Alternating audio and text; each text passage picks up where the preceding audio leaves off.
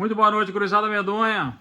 Nós não temos novidades, o Internacional não contratou ninguém, o Internacional vai com esse time que tem, e a gente está enchendo os olhos assistindo o Campeonato Mundial de Clubes. Eu não tinha visto muitos jogos desses clubes europeus, e a gente sabe que os europeus eles não vão com muita sede ao pote.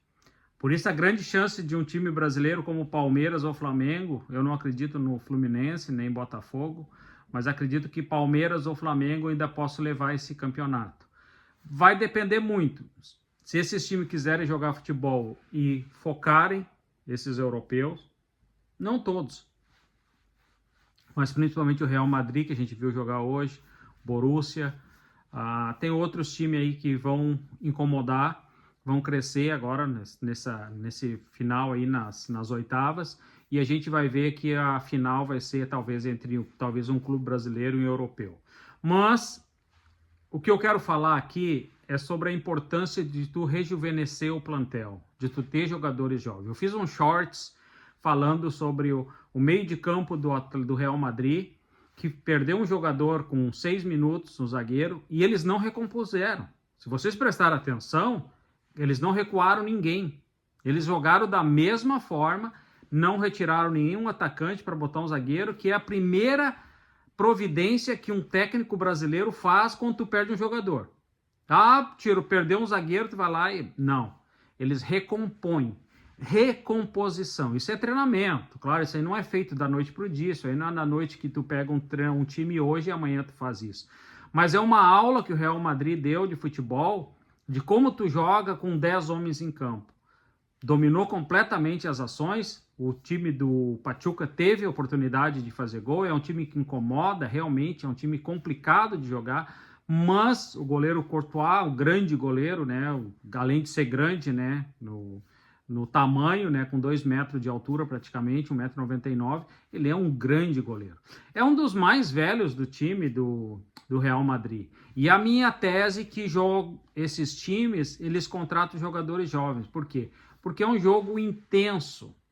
Não é mais técnica. Hoje em dia, futebol é intensidade. E eu bato nessa tecla com muita autoridade. Eu sei muito que hoje em dia o futebol se resolve com força, não é mais com talento. Hoje, poucos talentos aparecem. No futebol brasileiro, a gente pode enumerar quem é o cara, quem é o craque do futebol brasileiro na atualidade no Campeonato Brasileiro que despontou. Talvez, eu não tenho conhecimento, fora o Estevam, que está praticamente vendido, ou já foi vendido, que era o último do Palmeiras, o Endrick, que foi o próprio Palmeiras, o Vini Júnior, que foi o Flamengo, que lançou, que para mim não está jogando nada, caiu muito depois que foi eleito o melhor jogador do mundo. Mas no Brasil, atualmente, quem é o craque, quem é o jogador? Na categoria de base do Internacional tem um jogador que, acredito, ele joga com a 7, acredito que esse menino aí vai ser um craque de futebol. Se não se arrepender, ele vai ser um craque de futebol. Vou fazer um vídeo falando sobre ele.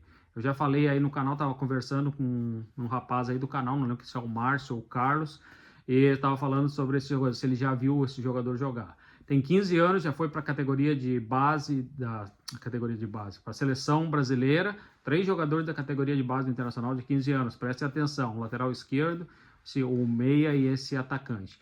O Internacional tem grandes jogadores vindo aí na faixa de 2010. Bom, mas se tu não tem jogadores jovens, tu não consegue competir. Tá aí na defesa do Internacional, o problema é que o Internacional tem o Vitão, que é um jovem ainda com 23 anos, e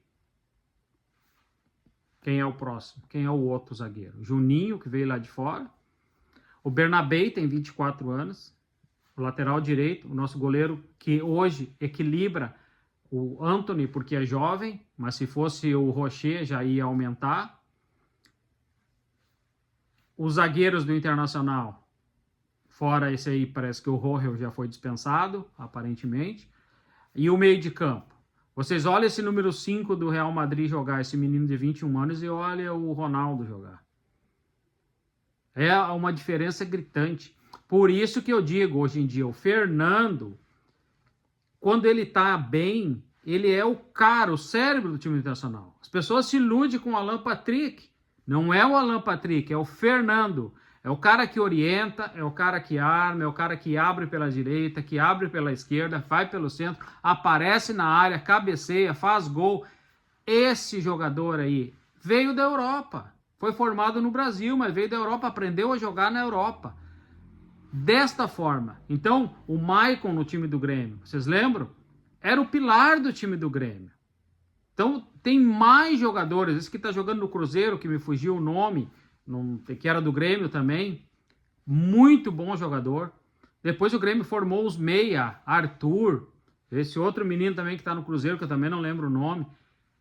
O que foi vendido, que jogou junto com o Soares, que para mim foi a última grande formação do time do Grêmio.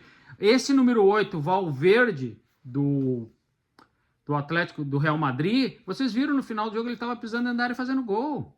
E isso que nós não temos. Esse jogador, nós não temos o número 5 com a lesão do Fernando e com o envelhecimento dele, que infelizmente acontece, e nós não temos o número 8. Nós temos o Bruno Henrique, porque mais que seja um jogador querido no plantel, é ex-jogador para hoje em dia no futebol. E a gente vai... Como é que nós vamos enfrentar Flamengo? Como é que nós vamos enfrentar Palmeiras? Como é que nós vamos enfrentar Botafogo? Vocês veem os times com vitalidade. E será que não caiu a ficha ainda da direção do Internacional? Que para mim é uma direção amadora, horrível, a pior administração que o Inter teve para mim. Então a gente olhando os jogos dos europeus, a gente vê, claro que tu não tem o poderio econômico. O Inter não tem, porque o Flamengo tem, o Palmeiras tem, o Botafogo tem, o Bahia tem. O Inter não tem, o Grêmio vai ter o ano que vem com a Marquespan, e nós não temos. A hora que tu tem que para competir, tu vai ter que criar jogadores, trazer jogadores, formar jogadores, ou ir no mercado vasculhar, como eu digo, tirar a bunda de trás de uma cadeira do computador, que nem esses caras do Capa, que não tem serventia para nada. São outro bando de incompetente. E trazer jogadores que prestem. Olha o que o Inter trouxe, olha que vem. Análise. Centro de análise, captação de atletas. E tu vai no computador e tu faz uma análise. Eu tenho um programa que faz análise. Eu vou ali e faço.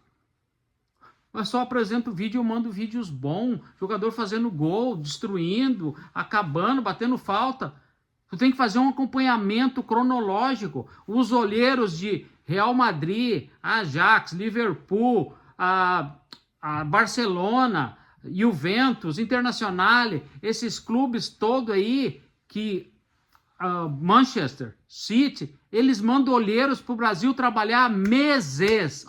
Não é uma semana que tu chega no estádio Beira-Rio, na Arena, no Maracanã. Não, eles estão lá olhando o treinamento, CT de treinamento, como que o jogador desenvolve, como que ele faz, como que ele não faz, se ele é pontual, se ele não tem problemas extracampo, para depois eles enviam esses documentos lá para a Europa, e aí os clubes vão lá e decidem quem vão contratar, daí vem com uma proposta milionária.